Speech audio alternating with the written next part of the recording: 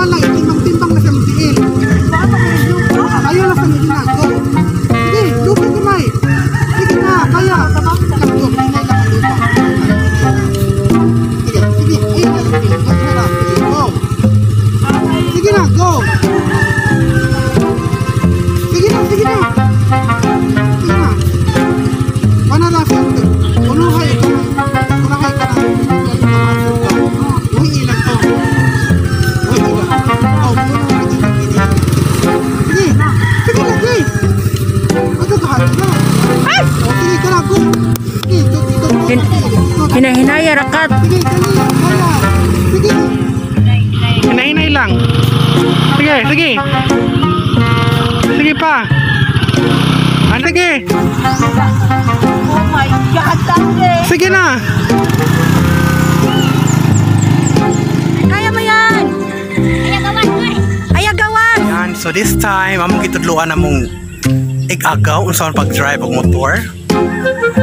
Kuyog sa among professor din sa College of Motorcycling. Ayan, iya pang giaplihan.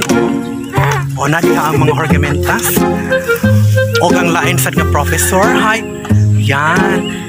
So naglibot-libot ang mga estudyante. Oh yes, of course, ang pinaka-importante kay nakatigo na ginato estudyante na taon sa on pag-drive.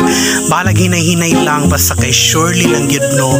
Kinahanglan gyud siya makatigo sa iyang pag-balance. Okay, so mo na natong estudyante. Kumusta naman ang atong pag-drive? Ganahan ko. Nalingaw ra ka? Oo.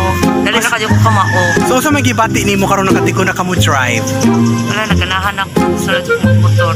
So dili na ka mabalik, Excited. dili na ka mabalik sa abroad kay magmotor na lamang ka, mag-drive na lang ka diri habal-habal. May kahatag nimong grado sa atong estudyante sa diyang pag-drive. 95%. 95%. So di na mabuwak diyang tuhod ani. Di na. Di na. Gasgas na. Magasgas ra ang tuhod ug ang motor. Congratulations. Bongga jo ako mga estudyante. Uy, kumusta naman yung pag-drive so far? Nalingaw ra? Oh, lingaw tayo. Oh, lingaw. Kung may mga challenges samtang nag-drive mo nakalagi sa mong baki?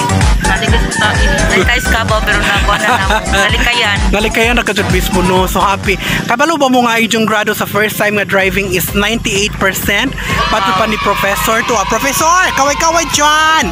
O ba? Live siya Professor. Uy.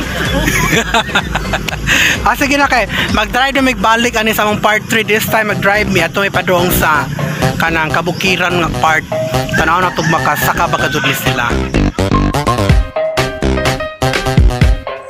And so finally, nahuman na dyan yung tao ng atong pagtudlo sa itong mga gwapa o halandon ng mga estudyante. Until next time, see you sa atong sunod na sad nga edisyon.